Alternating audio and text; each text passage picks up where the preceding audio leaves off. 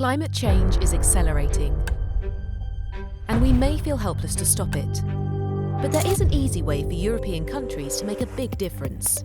Among EU climate policies, the Effort Sharing Regulation, ESR for short, sets national climate obligations for each country. These countries have until 2030 to ensure their emissions meet agreed climate targets. The ESR is key to fight climate change.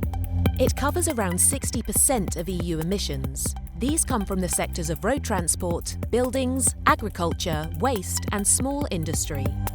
To meet their targets, governments have to embrace sustainability like never before. Get polluting vehicles off our streets, boost the electrification of public transport, insulate buildings. As a result, European citizens will enjoy greener cities, cleaner transport, lighter energy bills, and a healthier environment. That's a bright future, isn't it?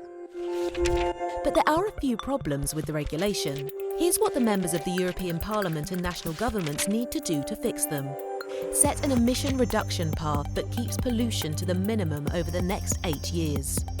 Close the loopholes in the national climate targets that allow countries to evade their climate responsibility. If they are fully used, Europe risks missing its climate target by a whopping 7 percentage points. Implement concrete consequences for countries that miss their targets. Make governments accountable to their citizens for their climate inaction. Citizens must have the right to bring their government to court for failing to cut emissions. Ensure governments deliver credible climate plans, including national climate targets beyond the 2030 deadline. We could also reduce the money we send to the autocratic regimes that supply our oil, as measures put in place in the ESR sectors to lower carbon emissions could cut oil consumption by 3 billion barrels over the next 8 years. The EU legislators now have a unique chance to adopt a better law which will lay the groundwork for a cleaner, healthier, and more secure Europe. Together, we can fix this.